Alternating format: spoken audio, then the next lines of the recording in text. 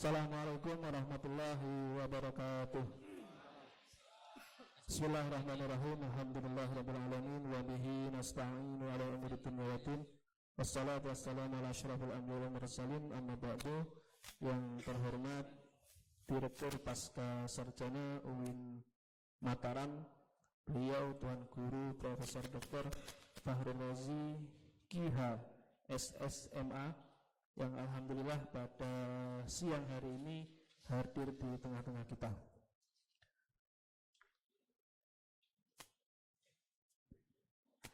Yang kami hormati Bupati Kutai Timur, yang dalam hal ini tadi beliau diwakili oleh beliau asisten 2 Bapak Zubair sebagai asisten 2. Dan kemudian kami hormati Ketua Sekolah Tinggi Agama Islam Sanggata Kutai Timur, pejabat struktural, ketua yayasan, dosen dan karyawan, serta mahasiswa yang hadir baik secara luring ataupun daring pada acara atau studium general pagi hari ini. Alhamdulillah, puji syukur kita haturkan hadirat Allah Subhanahu wa taala, karena dalam kesempatan detik ini kita semua masih bisa hadir dalam sebuah forum diskusi, yang mana ini memang tadi sudah disampaikan oleh Bu Ketua bahwa kegiatan seperti ini idealnya memang rutin tiap tahun digelar. Namun untuk pelaksananya mundur di akhir semester tidaklah mengapa, dan itu tidak akan mengurangi esensi dari apa itu studium general sendiri. Kedua kalinya salawat serta salam semoga tetap terhaturkan kepada junjungan kita Nabi Agung Muhammad sallallahu alaihi wasallam. Biqauli Allahumma shalli ala sayyidina Muhammad qadwaqat hillati abidni ya Rasulullah. Kami di sini selaku moderator yang nanti akan membimbing jalannya diskusi ya pada siang hari ini, yakni dengan tema transformasi digital dalam media dakwah, peran perguruan tinggi keislaman di ibu kota Nusantara. Yang tadi sempat dikoreksi, karena memang di beberapa literasi untuk penggunaannya memang ibu kota Nusantara, meskipun nanti di Undang-Undang Nomor 3 tahun 2022 itu adalah kebijakan tentang ibu kota negara. Nah, ada hal yang menarik, beberapa hal yang menarik, bahwa di beberapa tahun ini atau 2 tahun belakangan ini konsep atau wacana tentang IKN ini sedang menggeliat. Artinya isu IKN ini sudah menjadi bahasan baik di level perguruan tinggi atau di level pusat katakanlah, sampai kemudian di level-level daerah. Karena beberapa data yang saya dapatkan juga bahwa isu ini berkembang, berbagai alasan kemudian disampaikan bahwa kenapa IKN ini bisa terwujud dan lain sebagainya, baik pro dan kontra juga banyak juga. Artinya dari sisi pelaksanaan, wacana sampai pelaksanaan, pro kontra itu tetap ada.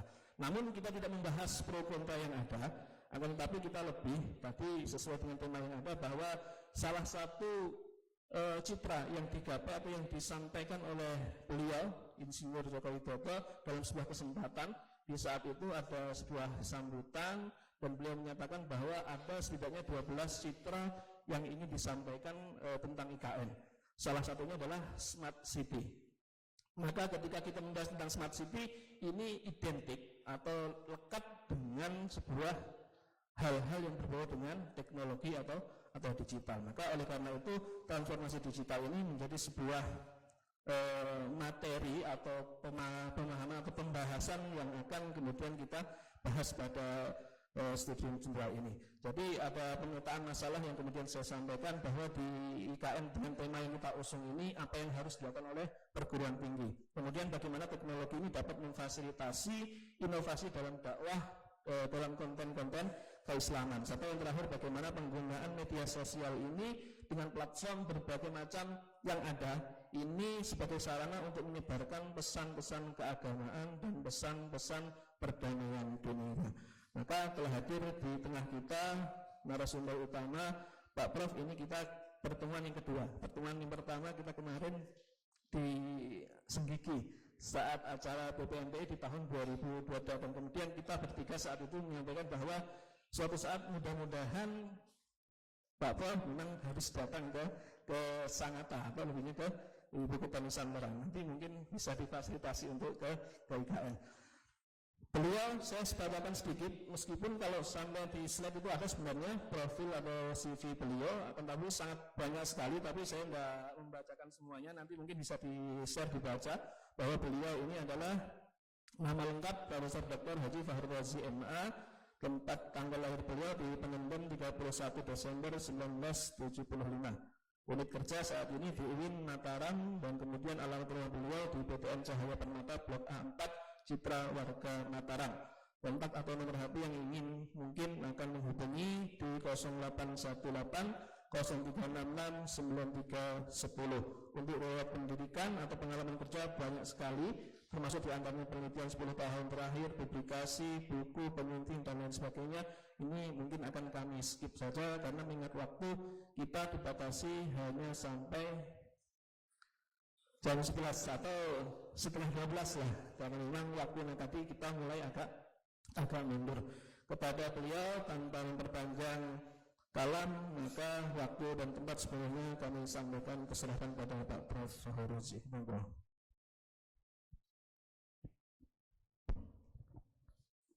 Bismillahirrahmanirrahim. Assalamualaikum warahmatullahi wabarakatuh. Assalamualaikum warahmatullahi wabarakatuh.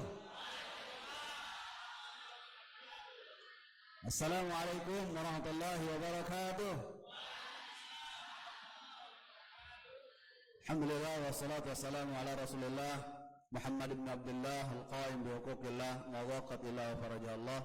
Rabbi shrah li sadri wa yassir li amri wahlul 'uqdatam min lisani yafqahu qawli waj'alni waziran min ahli, amma ba'd. Yang mulia Bapak Bupati atau pejabat mewakili seluruh jajaran, yang mulia tamu undangan, wabil khusus tuan rumah, sahibatul bait, sahibatul jamiah, Ibu Ketua Sekolah Tinggi Agama Islam Sangatta, seluruh jajaran, pimpinan, wakil ketua 1, kedua 2, ketua 3, dan seluruh sivitas akademika, seluruh dosen yang sempat hadir yang saya muliakan. Khusus ada pengurus daerah Nahdlatul Ulama Kota Timur, Akhi Al-Mukarram Dr. Agus Nalodan, beserta seluruh jajaran, para mahasiswa, mahasiswi Sekolah Tinggi Agama Islam Sangatta yang saya banggakan, moderator yang paling gagah di samping saya. Ya. Alhamdulillah wa syukurillah, hari ini hari Jumat, Jumat berkah. Ya, kita bisa bersuah, berdialektika keilmuan di tempat ini. Saya merasa tersanjung, merasa mendapatkan penghargaan, penghormatan dari Ibu Ketua beserta seluruh jajaran, bisa berbagi pengetahuan, ya, sharing idea, sharing gagasan pada kesempatan ini. Pada kesempatan ini tidak pada posisi menggurui, tapi sama-sama pada posisi tawasau bil haq wa tawasau bis sabr. Tema besar kita, diskusi kita kali ini adalah transformasi digital. Kita hanya dua opsi, digital atau ditinggal. Digital atau ditinggal. Kalau kita mau maju, maka harus ada digitalisasi. Di dalam konsep digitalisasi, itu juga ada konsep dalam Quran, konsep digitalisasi itu. Ar-Rukmanah fil Islam, digitalisasi dalam Islam. Quran adalah proses digitalisasi. Tadwilul Quran itu adalah proses digitalisasi. Yang disebut dengan istilah Ar-Rukmanah fil Quran, Ar-Rukmanah fil Islam. Maka sesungguhnya digitalisasi sudah awal, ya, dibentuk oleh pemikiran Islaman. Ya, boomingnya di era-era saat ini. Padahal digitalisasi sudah awal, sudah dibentuk dalam pemikiran peradaban keislaman. Maka dalam rangka itu, perubahan paradigmatik ini menjadi suatu pemikiran yang konstruktif bagi kita sekalian. Pemikiran paradigmatik di era transformasi digital ini memang sering berubah. Mahasiswa sekarang ini ya memang dimudahkan oleh proses-proses digital. Sehingga paradigma pendidikan kita sering berubah. Kalau saya Nurdan, bahasa matamu, tauhid dan lain-lain, dulu waktu mondok, itu kalau bawa kitab itu kita ya pikul begini kitab itu. Ya, kita tenteng, ya, luar biasa penghormatannya pada kitab itu. Tapi sekarang sudah terjadi perubahan paradigmatik. Min qiraatil kutub ila qiraati YouTube. Min qiraatil kutub ila qiraati YouTube. Sedikit-dikit anak-anak kita cari YouTube. Kutubnya kapan? Literasinya kapan dibaca? Ini salah satu efek dari transformasi digital. Ya, kita seringkali selalu rujuk kepada yang sifatnya online. Bahkan yang lebih tanda kutip lebih parah adalah semua referensi otoritatif agama itu dicari melalui download semua, sehingga terjadi perubahan min usuliddin ila downloaddin. Min usuliddin ila downloaddin. Download. Jadi agama serba di download. Dikit-dikit download. Kapan usuluddin itu dikaji secara komprehensif? Ini sebuah pergeseran paradigmatik. Nah, kita sekarang harus berangkat dari paradigmatik progresif yang lebih maju terhadap digitalisasi itu. Maka kita harus mengambil peran strategis. Maka landasan operasional berpikir kita, izinkan saya berdiri. Ya, kalau ciri-ciri laki-laki yang sehat adalah pintar berdiri. Ya, Bu Ketua ya.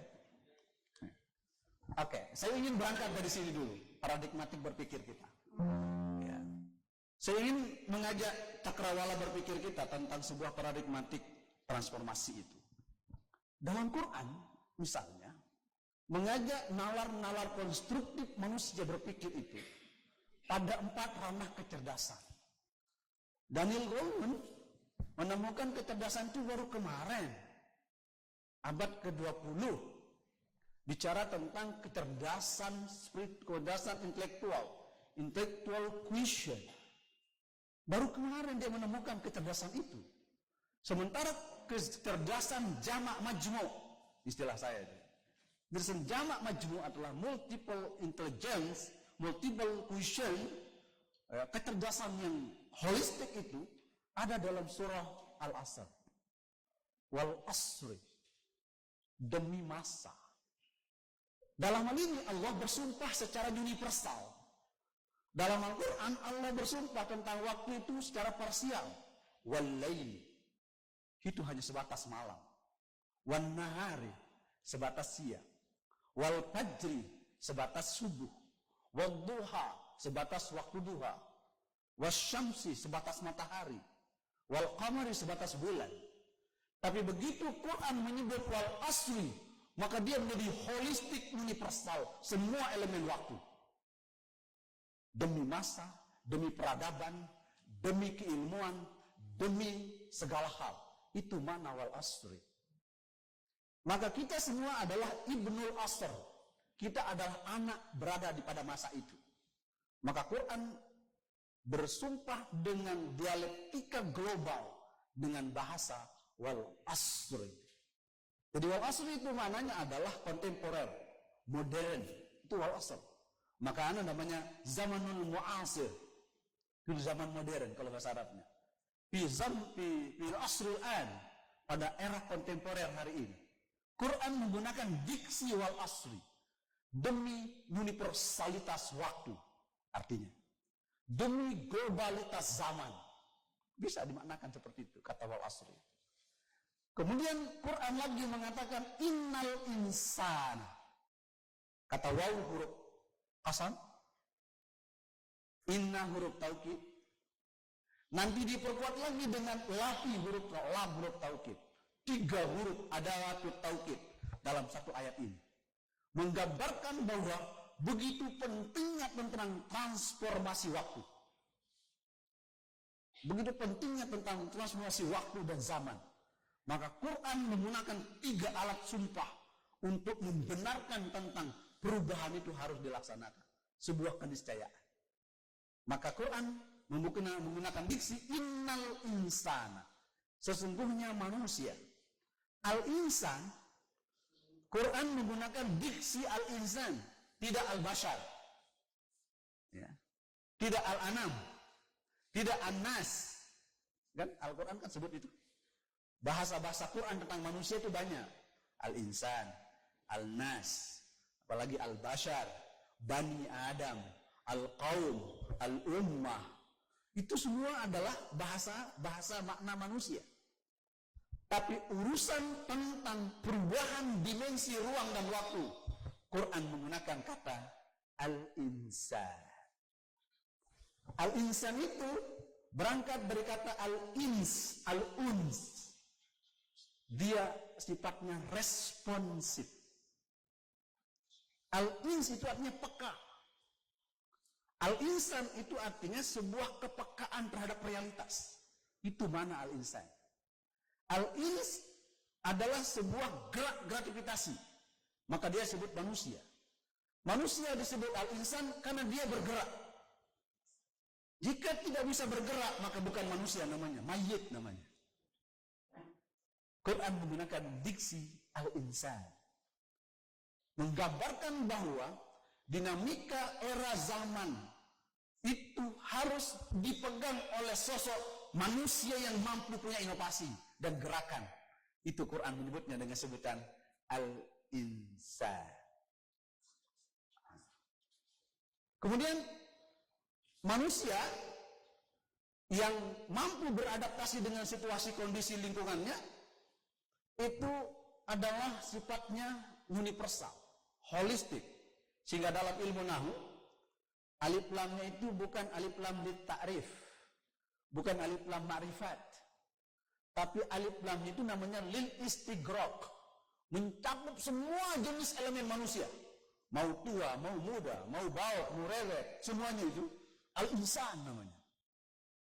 Kenapa? Karena itu li istighraqil jami, mencakup semua universalitas dimensi manusia. Tapi lapi khusrin, dia akan berada pada posisi khusr. Khusr dalam terminologi bahasa Arab itu adalah la najaha fihi abada. Yang namanya khusr itu adalah tidak akan pernah mencapai keberhasilan sedikit pun. Itu namanya khusrun. Kalau pasal juga gagal artinya ya.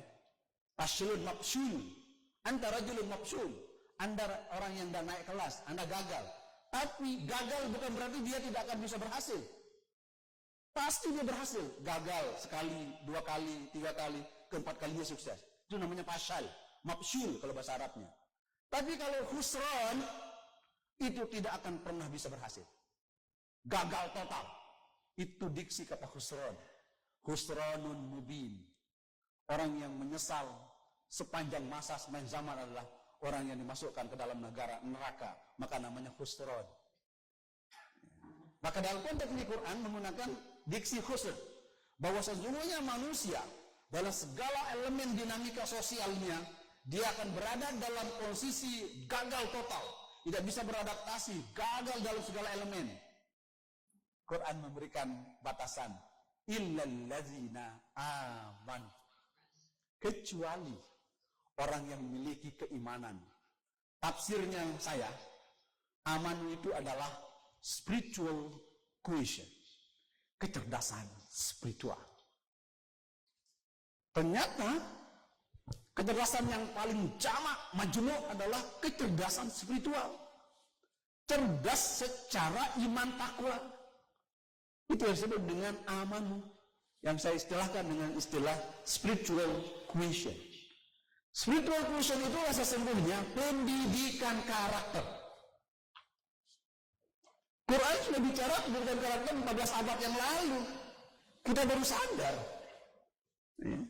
Pendidikan karakter itu sudah dibuat dalam Al-Quran dengan pendekatan illal ladzina amanu, kecerdasan spiritual. Yang disebut dengan kecerdasan spiritual. Maka orang yang memiliki kecerdasan spiritual lah yang mampu beradaptasi dengan wal asri, yang mampu beradaptasi dengan lingkungan di mana dia berada. Mahasiswa-mahasiswi harus mampu memiliki kecerdasan spiritual. Mana contoh kecerdasan spiritual itu?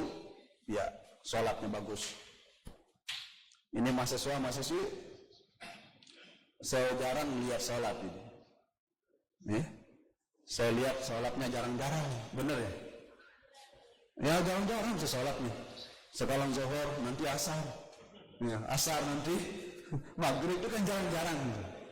Bahkan jarang saya lihat naik masjid ini. Mahasiswa sering naik masjid nggak? Sering naik masjid? Saya nggak pernah naik masjid, nggak berani, takut jatuh. Masuk masjid ya, kalau naik masjid nggak berani, takut jatuh dari atapnya gitu. Nah, itu bahasa calontong. Saya calontong bahasa silogis namanya, berdialektika dengan kata-kata.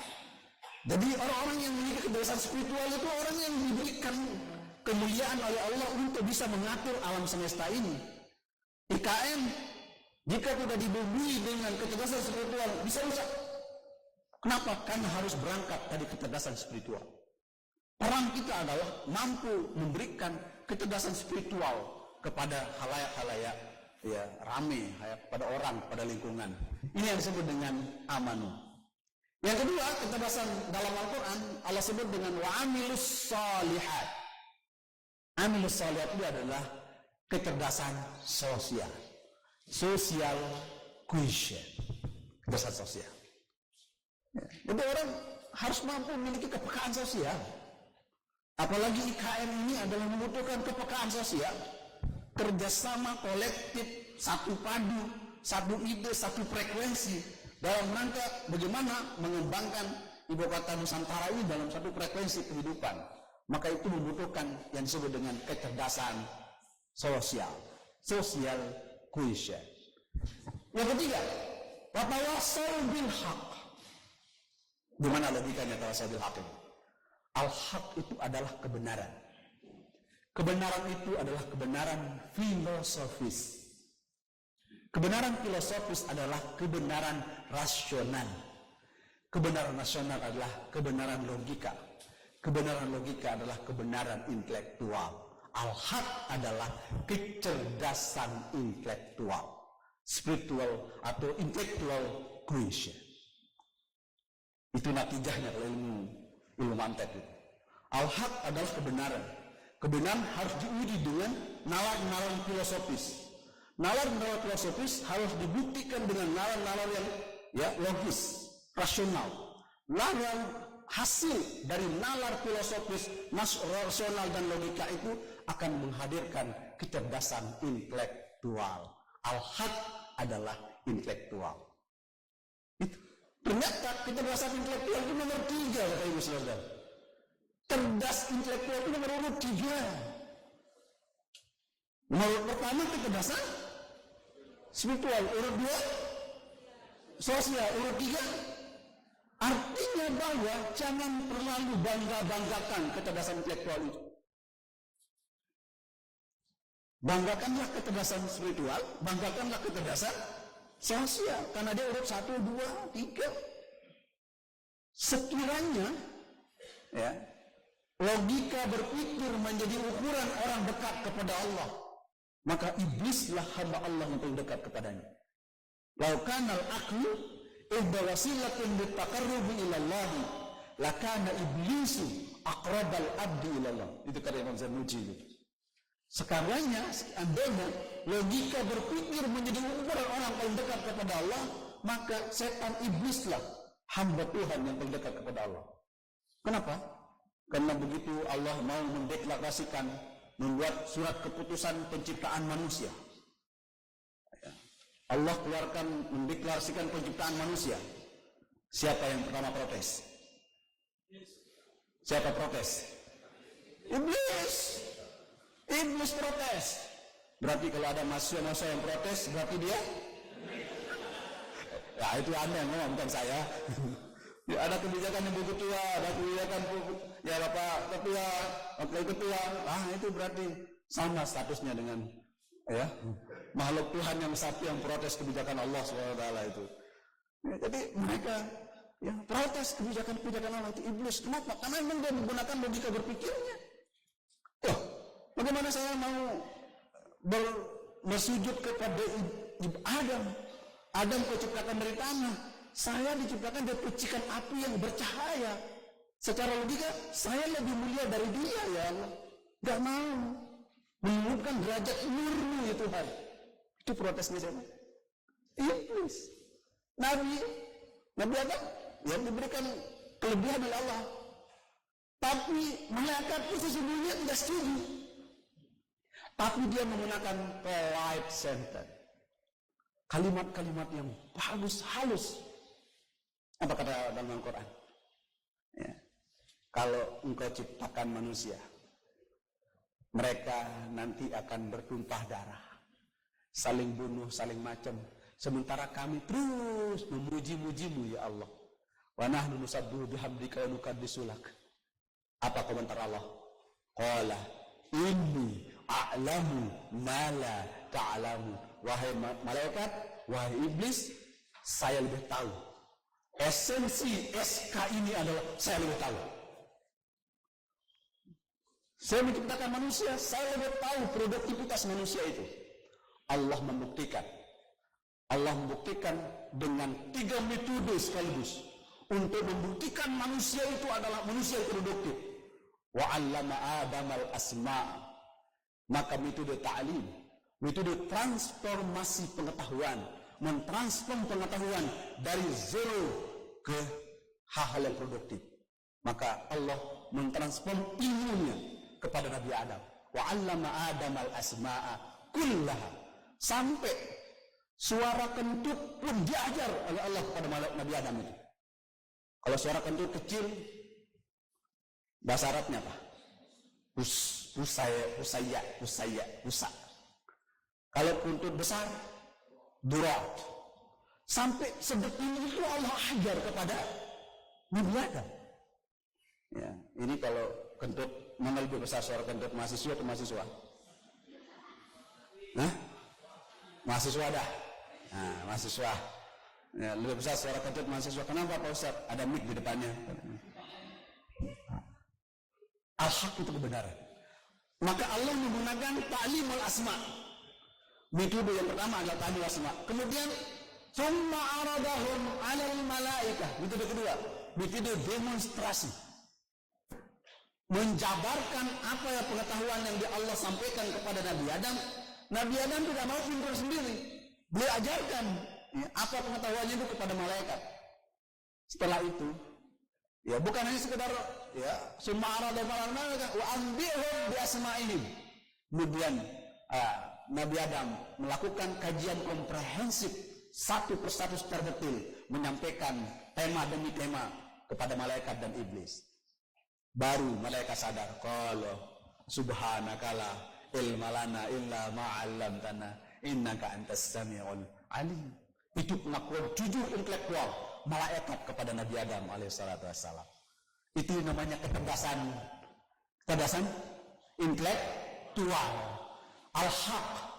Hari ini di era digital ini susah kita membedakan mana ahlul haq, mana ahlul hoax. Ahlul haq, ahlul hoax. Hoax itu yang menyebarkan isu-isu fitnah, macam-macam gas setuju IKM, macam-macam itu. Ya, itu menyebarkan isu-isu yang tidak produktif gitu. Ya, ini artinya bahwa orang yang berada pada ahlul haq, wa ma tasyauna illa ayyasha Allah huwa ahlut taqwa wa ahlul maghfirah. Itulah ahlul haq itu. Orang yang selalu berada dalam rel kebenaran logika berpikir. Dialah yang mampu beradaptasi dengan dialektika zaman. Yang keempat, kecerdasan yang ditawarkan oleh Al-Quran adalah kecerdasan yang disebut dengan sabar, yang disebut dengan kecerdasan emosional, emotional quotient. As-sabar adalah emosional, emosi, empati, rasa ingin berbagi, rasa ingin merasakan apa yang dirasakan orang. Itu sabar, yang disebut dengan emotional quotient, kecerdasan emosi. Dalam hal ini, kaum ibu-ibu lebih tinggi kecerdasan emosional daripada bapak-bapak. Buktinya, ya kalau bapak itu gendong anak paling lama 10-15 menit lah, 2 jam. Tapi kalau ibu gendong anaknya berapa jam? Tak terhingga. Kenapa? Karena dia memiliki emosional yang kuat. Emosional yang kuat. Kenapa? Karena dia memiliki daya cinta kasih yang tinggi ibu itu. Ada pepatah mengatakan, kasih ibu sepanjang jalan, kasih bapak jalan-jalan. Gitu. Kalau bapak makan, pasti lupa anaknya. Kalau ibu makan, pasti ingat anaknya. Itu natural itu, alamiah itu. Dan memang Allah sengajakan itu. Cintanya anak, cintanya bapak kepada anaknya itu tidak full 100%. Tidak full 100%. Cintanya ayah kepada anak. Ya 90%, 80%, dan seterusnya. Tapi kalau ibu 100% plus cintanya ya ibu kepada anaknya. Apa sebabnya? Apa logikanya? Betul. Dalam Al-Quran Allah sebut ya yakhruju min bainis sulbi wat taraib. Ini logikanya. Logika ilmiahnya. Kenapa cinta ibu kepada anak lebih tinggi daripada cinta ayah kepada anaknya? Bukan berarti ya ibu-ibu bapak tidak cinta sama anak, tapi Allah kurangi. Apa frekuensinya agar seimbang kehidupan dunia itu? Ya, maka sebabnya laki-laki disebut rajulun dalam Al-Quran. Rajulun itu kan diambil dari kata rijlun. Rijlun itu kaki. Fungsi kaki adalah menopang seluruh anggota tubuh. Ar-rijalu qawwamuna 'alan nisa. Menopang semua tatanan kehidupan keluarga, maka disebut dengan ar-rijal. Rijlun itu kan kaki. Fungsi kaki apa? Berjalan mencari rezeki. Kalau sudah dapat rezeki balik lagi ke rumah, jangan kayak Bang Tayyip, sudah 3 lebaran enggak pulang-pulang. Itu rijlun. Tapi kalau perempuan dalam Al-Quran disebut dengan an-nisa. An-nisa itu artinya halus, lembut, tidak bisa dikasarin perempuan itu, ibu-ibu itu. Sekali dibentak, bukannya jawab tapi air mata yang keluar. Kenapa? Karena perasaannya halus. Itu sebabnya perempuan itu adalah makhluk halus. Halus perasaannya. Halus perasaannya. Makanya dia laki-laki jangan pernah gombalin perempuan. Ya, karena apa? Terlalu halus perasaannya. Itu sebabnya disebut level nomor 4 dia. Wa tawassau bil sabr, kecerdasan emosional. Dan itu adalah kecerdasan yang paling tinggi setelah spiritual itu adalah kecerdasan emosional. Kenapa itu akan menghadirkan peradaban manusia? Kalau seandainya tidak ada emosional perempuan pada diri perempuan, maka manusia tidak akan mungkin lahir. Laula rahimullah alal mar'ah ma wujidan nas. Kalau seandainya Allah tidak titip emosional rahman rahim Allah pada perempuan, mungkin manusia tidak lahir. Siapa yang mau hamil 3 bulan sudah muntah-muntah segala, ya. Kemudian nanti dan seterusnya, itulah perannya ya ibu dalam konteks ini. Oke, ini yang saya maksud dengan kecerdasan tadi. Sehingga hanya keempat kecerdasan inilah yang mampu beradaptasi dengan realitas global, realitas empiris kehidupan peradaban manusia. Oke, next slide. Ini udah gampang nanti dibaca ya di slide itu. Ada digital slide nomor 5. Slide nomor 5. Oke, nomor 5. Nah, ini ilmu baru ini. Ilmu baru. Ada 3 tipikal manusia yang bisa beradaptasi dengan realitas zaman. Manusia yang pertama, perhatikan ya kolom kiri, tengah, kanan. Yang pertama intellectual quotient, pinter. Yang tengah emotional quotient, emosional, perasaannya tinggi.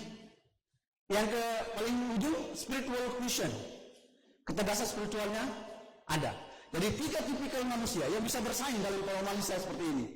Cerdas intelektual, cerdas emosional, cerdas spiritual. Nah, coba kita lihat tipikal manusia. Yang pertama, ya, intellectual quotient-nya minus, rendah. Emosionalnya rendah. Spiritualnya rendah. Ini manusia kayak apa ini? Mati aja lebih baik. Nggak ada fungsinya. Itu doa tak bisa bersaing. Ditanya nggak bisa jawab. Perasaannya nggak pernah empati pada orang. Apalagi mau sholat, mau mendoakan orang. Itu kubur lebih baik bagi dia. Saya kira mahasiswa Sekolah Tinggi Agama Islam Samata tidak ada pada posisi ini. Sepakat? Oh, cerdas Anda ini. Nah, ini. Jadi kalau intelektualnya rendah, emosionalnya rendah, spiritualnya rendah, berarti manusia itu tidak bisa beradaptasi dengan zaman. Drop out. Lebih baik mati saja lebih utama bagi dia. Menghabis-habiskan energi saja. Ini tipikal manusia yang pertama. Tipikal yang kedua, IQ-nya tinggi, plus. Tapi emosionalnya rendah, spiritualnya rendah. Tipikal manusia seperti inilah tukang kritik. Bukan kritik aja kerjaannya. Ya. Demo aja kerjaannya. Ini manusia nggak berguna ini.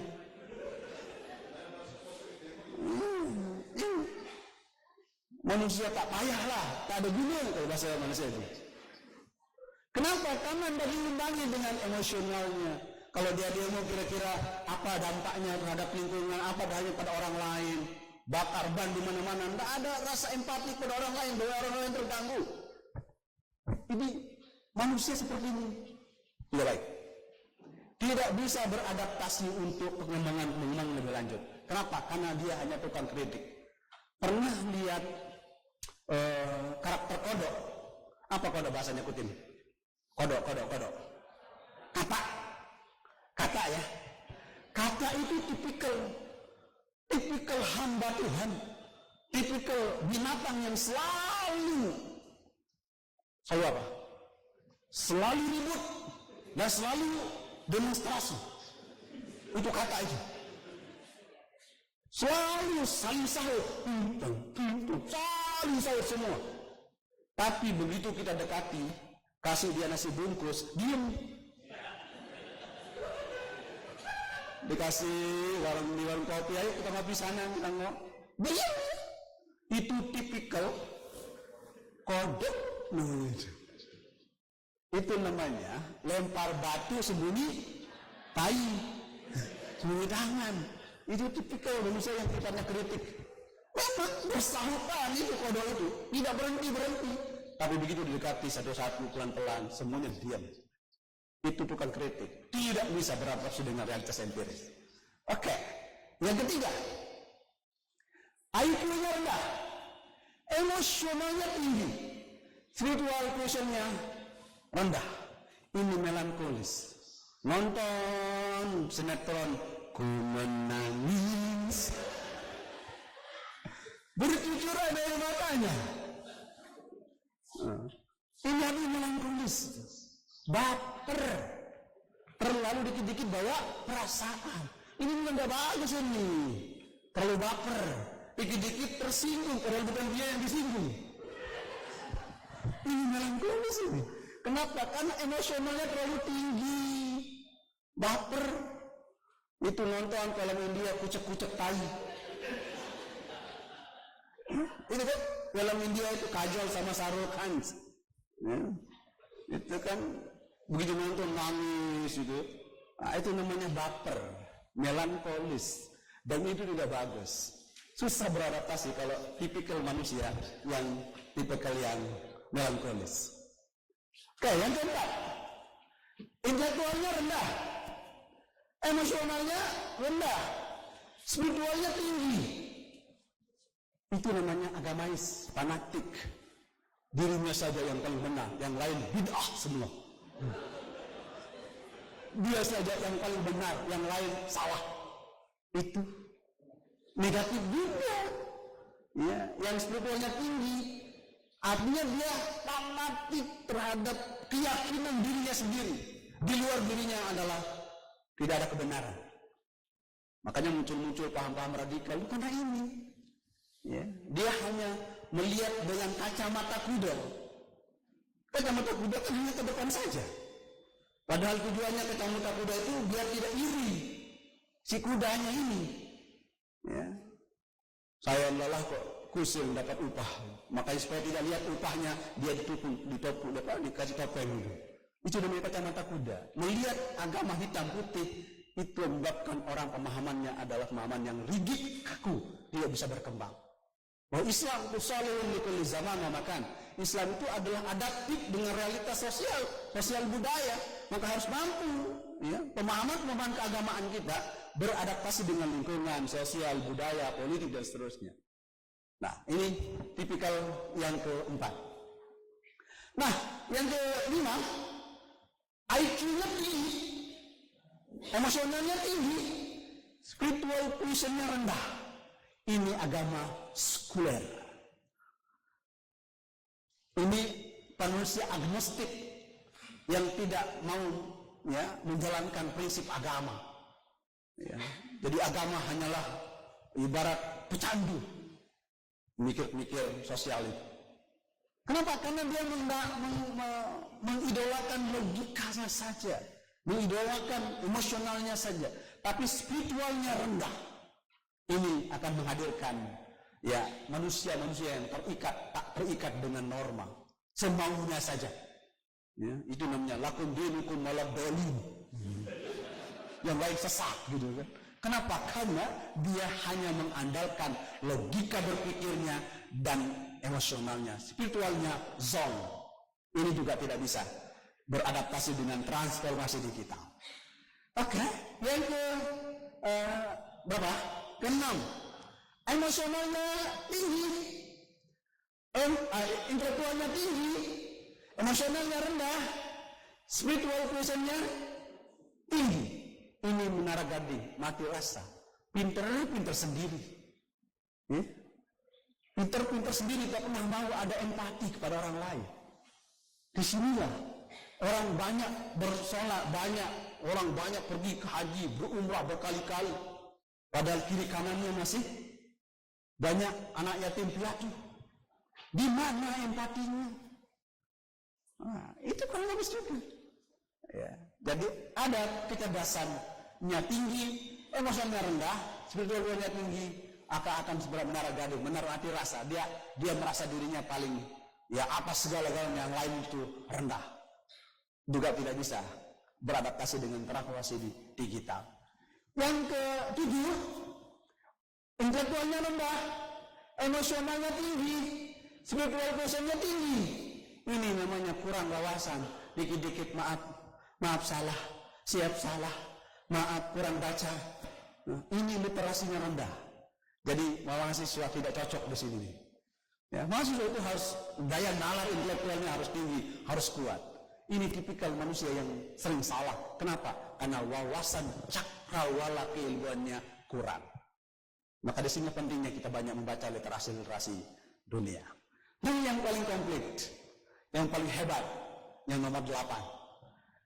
IQ-nya sempurna, tinggi, emosionalnya tinggi, spiritual quotient-nya tinggi. Itulah manusia yang berbudi, berkarakter, profesional. Itulah dia, mahasiswa Sekolah Tinggi Agama Islam Samata Kutai Timur.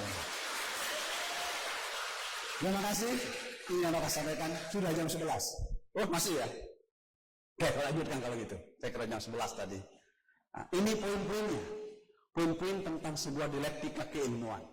Supaya Anda, para mahasiswa, memiliki cakrawala-cakrawala yang melek terhadap digital, melek terhadap dinamika-dinamika sosial.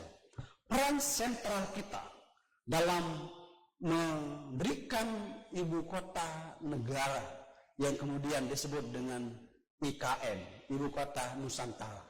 Di mana peran strategis kita? Ya, saya sudah lihat ini. Ya, harus kita mampu pada proses-proses masyarakat yang terus lanjutkan.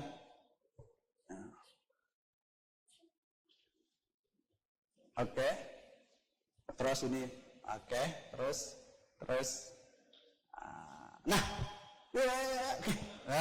Ini.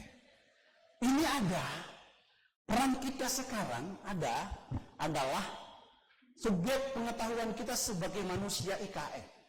Manusia yang berdialektika dengan ibu kota negara, ibu kota Nusantara. Harus mampu kita menjadi subjek, saudara-saudara. Peran perguruan tinggi adalah sebagai subjek. Sebagai dinamisator, katalisator, mediator, sosialisator, dan seterusnya. Semuanya tor-tor itu ada di perguruan tinggi. Tapi jangan jadi koruptor. Kontraktor bolehlah. Ya, kontraktor boleh tidak menghasilkan proyek-proyek. Ya, banyak proyek punya proyektor. Jangan sekali menjadi proyektor. Apa namanya itu? Yang tadi provokator. Maka kita dialektika pengetahuan itu harus berangkat dari kita sebagai subjek. Peran strategis kita adalah kita sebagai subjek. Fa'il bahasa Arabnya. Fa'il. Ya, kalau jadi maf'ul sakit terus kita. Kalau objek itu dipukul terus. Daraba Zaidun Amron. Amron terus dipukul sama Zaid. Yang mukul siapa? Zaid. Zaidun itu fa'il, subjek. Amron itu maf'ul, objek. Jangan sekali kita sebagai objek. Ya, kita harus berangkat dari objek ke subjek. Ya, dari konsumen menjadi prosedur, apa istilahnya itu? Produsen. Nah, itu loh bahasa ekonomi syariahnya. Nah, jadi kita harus berangkat dari sebuah konsep subjek. Subjek kita adalah dunia ideal objektif. Pertama, dunia ideal objektif itu berangkat dari fakta-fakta nilai moral. Agama menghadirkan moralitas. Konstruk-konstruk budaya itu adalah ideal subjektif yang harus kita pikirkan. Budaya Nusantara, budaya ramah, budaya harmoni, budaya saling menghormati, budaya saling tepuk seliro, saling asah, saling asuh, saling asih. Itu adalah nilai moral yang itulah subjek di dunia ideal objektif yang harus kita ramu dalam dinamika sosial. Dan peran kita sebagai mahasiswa, dosen, pimpinan perguruan tinggi harus mampu bergerak dari dunia ideal objektif untuk mencari isi dunia itu dengan fakta-fakta nilai moral, fakta-fakta estetika, dan fakta-fakta pemikiran ilmiah. Ini harus kita kaji melalui riset. Saya sedang ngomong sama Dr. Usnan, sama Pak Wakil Ketua 2. STAI harus mampu menjadi agen perubahan lembaga. Ke depan bisa jadi STAI berubah menjadi institut. Bisa jadi ke depan bisa menjadi universitas. Tidak ada yang mustahil. Selama kita, dosen-dosen itu produktif sebagai subjek dalam riset Tridharma. Saya Direktur Pasca, bisa kolaboratif dengan Sekolah Tinggi Agama Islam Semata, apa namanya? Sangatta. Sangatta itu sangat sekali artinya itu. Sangatta. Sangat sekali, sangat tinggi, sangat berbudi, sangat pintar, sangat cerdas. Itu sangatta namanya. Dalam ilmu balaghah itu udah tinggi sekali makom itu, sangatta. Nah, jadi kami di Pasca ada jurnal Scopus. Gardas Internasional itu punya jurnal Scopus internasional bergerak untuk menuju guru besar. Kalau ada guru besar di STAI kan keren itu. Minimal ibu ketua dulu. Insyaallah. Jadi itu hikmahnya saya hadir supaya kita menjalin kolaboratif riset, penelitian, pengabdian dan seterusnya. Jadi ini harus kita lihat cara fakta-fakta pemikiran ilmiah. Harus kita baca, harus kita riset, harus kita kaji. Kemudian dunia manusia. Dunia manusia ini harus menjadi pembelajaran bagi kita adalah fakta-fakta mental dan psikologis. Kita sebagai peneliti, mahasiswa peneliti harus melihat psikologis manusia. Bagaimana tanggapan masyarakat Kutai Timur tentang ibu kota Nusantara? Riset. Gunakan riset, survei. Apakah responnya positif, negatif, menolak, tidak menolak, mendukung? Itu harus direspon. Kalau menolak kira-kira psikologisnya kenapa? Kalau menerima psikologisnya kenapa? Itu perlu ada pemetaan konsepsi tentang dunia manusia. Dunia psikologis. Perempuan itu bisa luluh dengan kata-kata indah. Sebagus apapun Anda punya materi, tapi Anda tidak punya komunikasi yang baik, maka perempuan tidak akan pernah luluh. Tapi meskipun Anda miskin-miskin, tapi Anda punya diplomasi komunikasi yang baik, maka dia akan luluh dengan perasaannya sendiri. Itu. Tepuk tangan buat kamu, Ibu. Itu kenapa? Karena psikologis. Lagi-lagi persoalan pendekatan. Makanya dalam Al-Quran itu kan, ya ayyuhallazina amanu qulu qawlan sadida. yuslih lakum a'malakum wa yaghfir lakum dzunubakum wa may yuti'illaha wa rasulahu faqad faza fawzan. Itu sukses itu berangkat dari komunikasi humanis. Kaulan sadida itu komunikasi humanis, komunikasi adaptif, komunikasi elaboratif, komunikasi akomodatif, macam-macam lah itu. Makna kaulan sadida itu. Dalam itulah makna memahami fakta-fakta psikologis manusia, fakta-fakta kesadaran.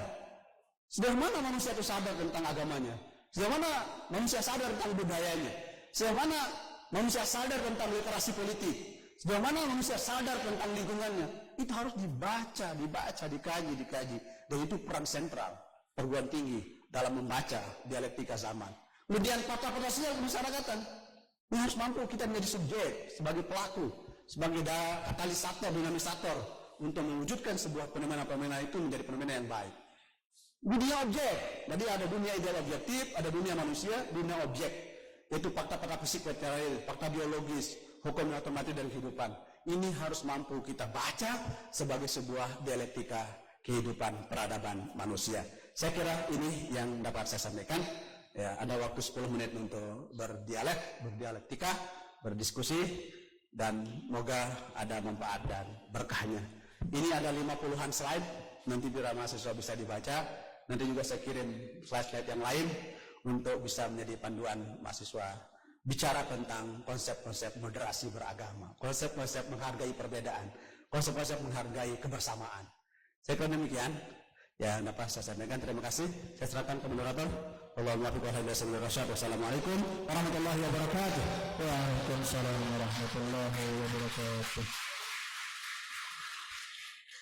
Kami ada kurang lebih 20 menit untuk sesi tanya jawab. Kami buka termin pertama. Mas Nuktah online bisa bertanya enggak? Bisa? Suaranya masuk ke kita enggak? Enggak. Ya kalau memang tidak bisa yang di Zoom, kita fokus di lokasi ini. Silahkan, ada 3 penanya dengan 3 pertanyaan, 1 sesi. Silahkan Mas Mik. Mas Muhammad, mic-nya. Ya, mic.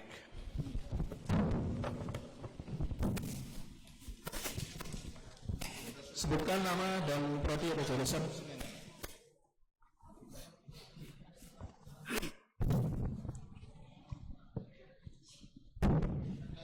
Assalamualaikum warahmatullahi wabarakatuh. Salam. Bersyukur dan salam kepada Rasulullah SAW. Maksud saya terkait dengan nama siapa? Nama berkaitan dengan saya ambil surat pertama. Semua dari teman-teman paling semester 1 weekend terkait dengan transformasi digital, bahwa kita melihat bahwa Islam sendiri itu bukan agama yang kemudian kaku, sebagaimana di dalam dijelaskan dalam buku yang kemudian dikeluarkan MUI tentang pasir air. Di sana kemudian dijelaskan bagaimana kemudian teknologi yang hari ini muncul, bagaimana penemuan saintis, bagaimana penemuan ilmiah itu sudah dijabarkan di dalam Al-Quran. Juga di dalam bukunya Habib Rahman Al-Sairasi, Guru Cinta, di sana dijelaskan bahwa sains yang kemudian hari ini menjabarkan terkait dengan bagaimana bumi Fir'aun, itu katanya Habib Rahman mengutip salah satu pendapat dari ilmuwan Prancis, itu kemudian memutuskan untuk masuk Islam karena semua pencariannya terkait dengan sains ada di dalam Islam.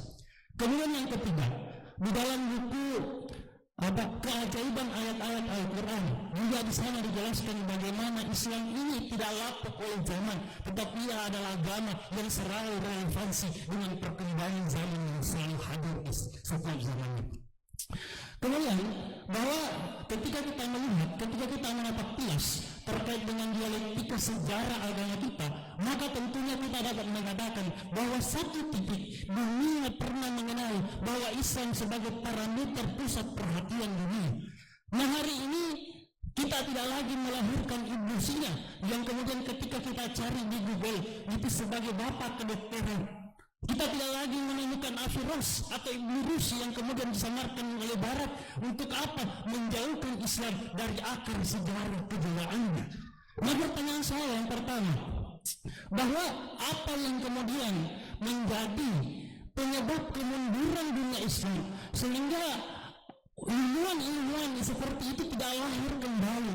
Kemudian yang kedua terkait dengan IKN, dengan transformasi digital, bahwa hari ini kita tidak bisa dipungkiri bahwa kita rentan perpecahan. Salah satunya adalah aspek politik yang kemudian beberapa bulan ke depan kita akan melakukan pesta-pesta demokrasi.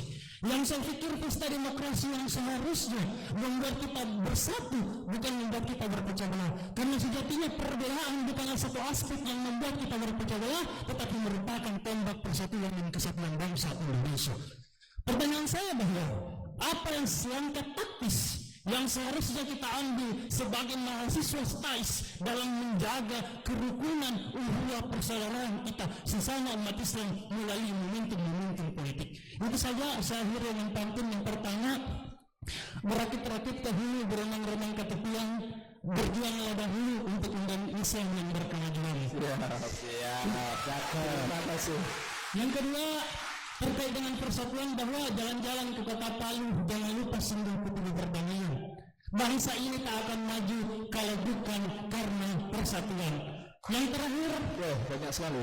Yang terakhir, jika ada jarum yang patah jangan simpan di dalam laci, jika ada perkataan saya yang salah jangan simpan dalam hati. Demikian Cendrawasih cukup sekian diberinya kasih. Assalamualaikum warahmatullahi wabarakatuh. Waalaikumsalam warahmatullahi wabarakatuh. Langsung ditanggapi atau ditanggung dulu, Pak? Oke, kita jawab satu. Ada 3 pertanyaan tadi. Satu mewakili 3. Ya. Tadi namanya panjang. Ada Pratama dari Prodi PAI. Mas Pratama. Prastama. Satu tadi pertanyaan membahas tentang Ada pertama tentang peradaban keislaman. Apa sebabnya terjadi kemunduran? Dulu pernah dalam literasi Syekh Yusuf Arsalan menulis sebuah buku tentang limadza ta'akhkharal muslimun wa taqaddama ghairuhum. Itu judul besar buku itu. Kenapa umat Islam mundur, agama-agama umat lain maju? Ternyata konklusi tesis kesimpulan Syekh Yusuf Arsalan itu hanya satu kalimat. Taqaddama ta'akhkharal muslimuna bitarkihim dinahum wa taqaddama ghairuhum bitarkihim dinahum. Ya, Ananda Pratama bisa baca kitabnya nanti. Ta'akhkharal muslimun, umat Islam itu tertinggal jauh karena mereka hilang dari ruh agamanya. Bitarkihim dinahum, karena mereka meninggalkan reformulasi formula ajaran agamanya. Di dalam ajaran agama, dalam Al-Quran, dalam hadis itu lengkap semua dinamika dialektika kehidupan itu. Sosial, budaya, politik, ekonomi. Dalam Al-Quran, Allah bicara tentang zanjabilah. Apa itu zanjabilah? Jahe, ginseng. Itu minuman orang ahli surga adalah ma'an zanjabilah. Jahe. Siapa yang ambil sekarang jadi produk jahe itu? Negara Islam. Maka Korea yang ambil ayat Quran itu, sehingga Korea disebut dengan negeri ginseng. Ma'an zanjabil. Quran sudah bicara tentang persoalan-persoalan transformasi digital, sains teknologi. Ya ma'syaral jinni wal ins, in istata'tum an tanfudhu min aqtaris samawati wal ard tanfudhu la tanfudhuna illa bisultan. Ya, wahai manusia, kalangan jin manusia, saya tantang kalian untuk bisa menembus cakrawala langit, aqtaris samawat, cakrawala langit, horizon langit, bintang gemintang galaksi di atas langit sana. Tanfudhu, tembuslah, jelajahilah, maupun di dalam bumi, eksplorasi, ya, cari semua kekayaan-kekayaan alam di bawahnya. Tanfudhu, tembuslah. La tanfudhuna illa bisultan. Anda tidak mampu menembus cakrawala langit, cakrawala bumi itu kecuali dengan sultan. Sultan itu al-ma'arif, wal burhan, ilmu pengetahuan, sains dan teknologi. Itu Quran bicara. Bisultanin itu bukan bisul. Bisul. Bisultan ay bisultan ay bil ulumi wal ma'rifah, dengan sains dan teknologi. COVID-19 menghadirkan peradaban baru. Peradaban itu adalah peradaban Zoom. Ya. Maka kita sudah kenal hadir in, hadir out. Udah lama kan? Hadirin, hadirat.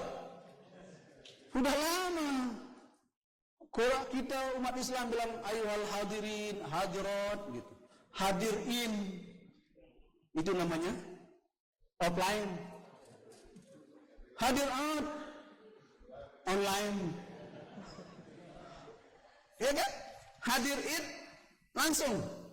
Kalau hadir out di luar, maka kita bilang apa? Hadirin, hadirat. Itu peradaban lama sudahnya. Tinggal diimplementasikan dan wujud seperti itu. Quran sudah lama bicara tentang konsep-konsep sains teknologi itu. Maka sebab kita terbelakang karena kita tidak implementatifkan ajaran-ajaran normatif Quran, hadis, ajaran agama secara komprehensif. Maka Quran mengatakan udkhulu fis-silmi kafah. Saudara-saudara, siapa yang menguasai dunia teknologi sekarang? Israel, Yahudi. Dunia telekomunikasi ini, global ini dikuasai oleh Israel semua. Kenapa? Karena memang kita terbelakang dalam konteks ini. Maka kita harus mampu berangkat, berjalan tegak lurus untuk menguasai ya, ilmu pengetahuan teknologi yang berbareng lurus, berbanding lurus dengan imtak dan iptek gitu kan. Iman, takwa dan ilmu pengetahuan. Sehingga Syekh Yusuf As-Salam mengatakan bahwa umat Islam mundur karena mereka meninggalkan ajaran agamanya. Sementara mereka mundur karena mereka meninggalkan agamanya. Kebalikannya, mereka maju karena meninggalkan agamanya, karena banyak agamanya nggak rasional. Banyak gereja berubah menjadi apa? Jadi masjid. Banyak gereja dan lain-lainnya itu ya sepi. Kenapa? Karena memang terkadang ajaran agamanya tidak rasional. Nah, itu jawaban Syekh Yusuf As-Salam, bahwa mereka maju karena mereka meninggalkan ajaran agama-agamanya yang dogma-dogma yang sentralistik, yang tidak mengacu pada pemikiran-pemikiran yang progresif. Galileo Galilei, ya itu penemu gratifikasi itu mati di tiang gantungan. Kenapa? Karena bertentangan dengan Injil. Tapi dia berani bertentangan karena itulah ilmu pengetahuan yang dia harus perjuangkan. Islam memberikan ruang yang seluas-luasnya untuk berdialektika dengan ilmu pengetahuan dan seterusnya. Itu jawaban Syekh Yusuf As-Salam tentang itu. Jadi kemunduran kita karena memang kita tidak adaptif dengan realitas zaman. Kita belum bisa beradaptasi responsif, akomodatif dengan realitas empiris. Kita masih terkungkung dengan budaya-budaya kita, budaya-budaya yang sangat primitif yang menyebabkan kita tertinggal jauh. Ya. Kita sering seperti kartun Upin dan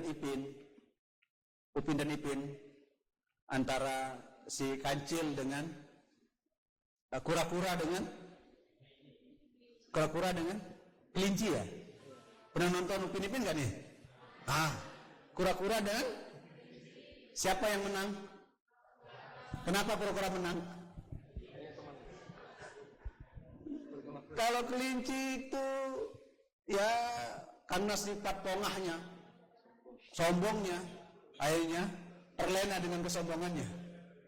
Tapi kalau kura-kura tidak pernah berhenti, terus bersemangat. Ya. Selangkah setapak demi setapak, apapun anjing menggonggong kafilah berlalu terus. Akhirnya diremehkan oleh kelinci. Kura-kura nggak mungkin jadi pemenang, nggak mungkin jadi juara. Mana bisa mengejar saya lari kenceng mengejar dia, ya setapak demi setapak. Tapi si kura-kura tidak pernah berhenti, terus semangat.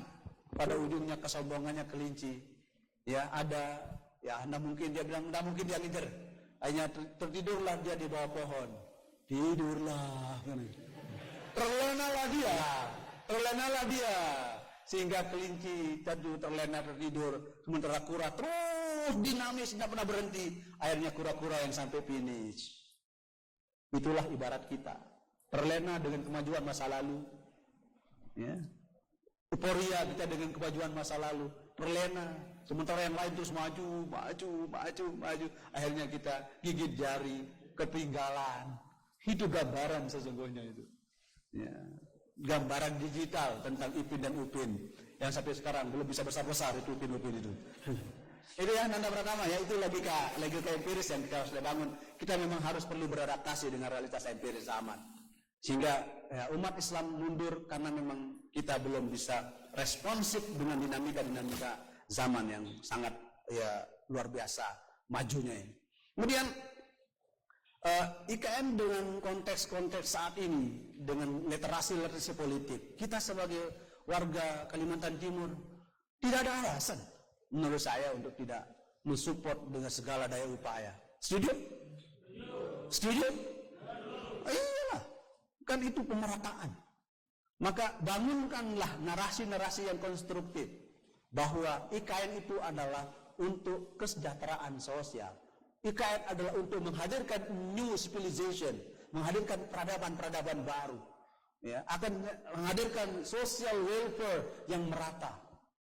Kenapa? Karena penduduk Kalimantan Timur yang hanya kurang lebih 2 juta, sementara Kutai Timur saja 300, maksudnya yang luasnya tadi 3.000 hektar, 3 juta hektar setengah.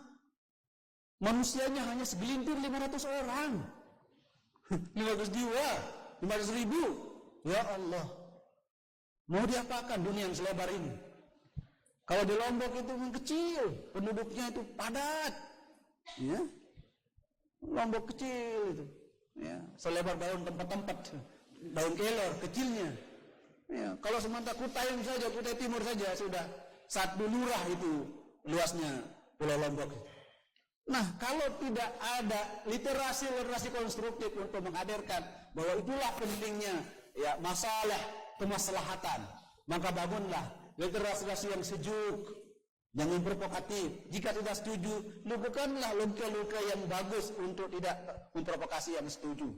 Itu pentingnya kita paham tentang literasi ya dinamika sosial itu.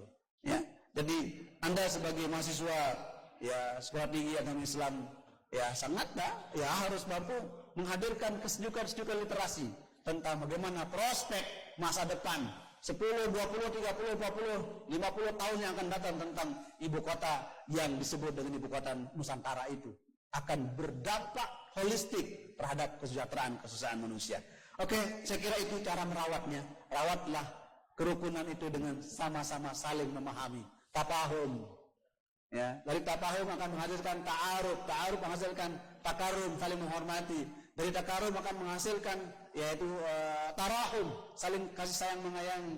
Dari tarahum akan menghadirkan ta'awun, saling membantu satu sama lain. Itulah resep 5T untuk merawat kerukunan itu. Tafahum, ta'aruf, ya takarum, tarahum, ta'awun. 5T, ya, konsep menghadirkan kerukunan. Insyaallah Kalimantan Timur, IKN, Kutai Timur menjadi ya sosok negara wilayah yang baldatun thayyibatun wa rabbun ghafur. Saya kira demikian. Wallahu a'lam bishawab. Satu pertanyaan lagi dari perempuan, kalau ada satu kali. Mic-nya Mas.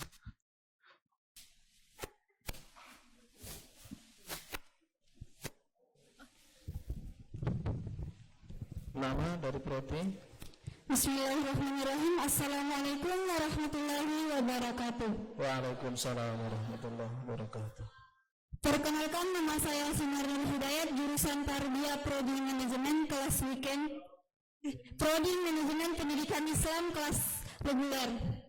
Sebelumnya terima kasih telah memberikan kesempatan untuk bertanya, Pak. Baik, pertanyaan saya adalah bagaimana tindakan yang harus dilakukan seorang mahasiswa yang memiliki kesadaran dalam berperan aktif dalam transformasi dakwah dalam tinggi menghadapi sekaligus mengubah pola pikir mahasiswa yang bisa dibilang bodoh amat untuk ikut berpartisipasi dan menganggap bahwa transformasi digital dalam media dakwah itu tidak penting. Sekian, terima kasih. Wallahul muwaffiq ila aqwamit thoriq. Wassalamualaikum warahmatullahi wabarakatuh. Waalaikumsalam warahmatullahi wabarakatuh. Tentang pola pikir Pak Prof, pola pikir cuek atau acuh tak acuh dengan segala bentuk perubahan. Monggo.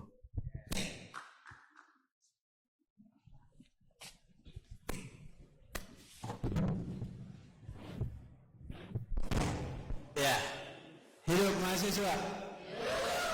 Hidup mahasiswa. Kenapa emang hidup? Hidup nalarnya, hidup spiritualnya, hidup emosionalnya, hidup sosialnya.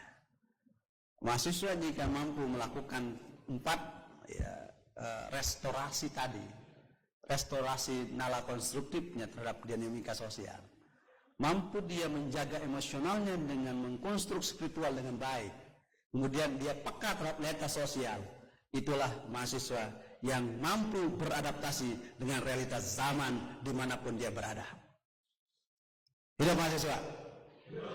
Jadi perannya Anda, cara kita adalah bagi mahasiswa, learn more, belajarlah sebanyak-banyak mungkin, membacalah, karena membaca adalah jendelanya dunia. Jangan hanya Anda pintar membaca WA saja. Ya, durasi mahasiswa baca WA itu 99%, 0,1% baca buku. Kapan cerdasnya? Ya, apalagi mahasiswa baru, masih kelas semester 1, harus banyak membaca. Gunakan media-media sosial, media-media elektronik untuk membaca literasi sesuai dengan kapasitas keilmuan Anda. Sehingga semester 1, 2, 3, 4, 5, 6 itu adalah pure tentang keilmuan Anda. Semester 7 Anda sudah mulai berinteraksi dengan tesis skripsi, berinteraksi dengan masyarakat, PKL, KKP dan seterusnya. Itu adalah bagian dari cara perguruan tinggi menggembleng nalar-nalar emosional saudara, nalar-nalar sosial saudara, nalar-nalar intelektual saudara dalam berdialektika dengan zaman. Jangan pernah menyerah dengan situasi dan kondisi. Kata adik saya, tak ada manusia yang lahir sempurna. Syukuri apa yang ada. Hidup adalah anugerah. Tetap jalani hidup ini, melakukan yang terbaik. Tuhan pastikan menunjukkan kebesaran dan kuasa-Nya bagi hambanya yang sabar dan tak kenal putus asa. Jangan menyerah, jangan menyerah, jangan menyerah. Kata adik saya, Dek Masif. Kan Dek sama Masif, kan bacaannya Dek Masif. Jadi mahasiswa, jangan pernah menyerah dengan kondisi dan keadaan. Terus maju. Itulah prinsip untuk menjadi manusia yang hebat, manusia yang bermartabat, manusia yang cerdas emosionalnya, spiritual dan seterusnya. Saya kira itu catatan singkat karena ini mau sholat Jumat. Terima kasih dan mohon maaf atas segala khilaf dan kurangan. Wassalamualaikum saya serahkan ke moderator. Wassalamualaikum warahmatullahi wabarakatuh. Waalaikumsalam warahmatullahi wabarakatuh. Kita berikan aplaus pada Pak Prof. Fahrul Razi. Sedikit catatan dari saya bahwa UKM ini adalah merupakan sebuah bentuk perubahan, yang mana tadi sudah disampaikan perubahan adalah sebuah keniscayaan. Maka tadi kaitannya dengan dunia digital atau digitalisasi, transformasi digital, kita ini mau ke digital atau ditinggal. Pilihannya hanya ada dua itu. Mudah-mudahan apa yang kita bahas, mudah-mudahan pertemuan ini membawa berkah, membawa kebaikan untuk kita semua dan merupakan salah satu sebab atau syarat kita untuk mendapatkan ridha dari Allah Subhanahu wa taala. Amin amin ya rabbal alamin. Kami selaku moderator, jika ada salah tutur kata, kami mohon maaf sebanyak-banyaknya. Akhir kata, ihdinas siratal mustaqim, wallahu muwaffiq ila aqwamit thoriq. Wassalamualaikum warahmatullahi wabarakatuh.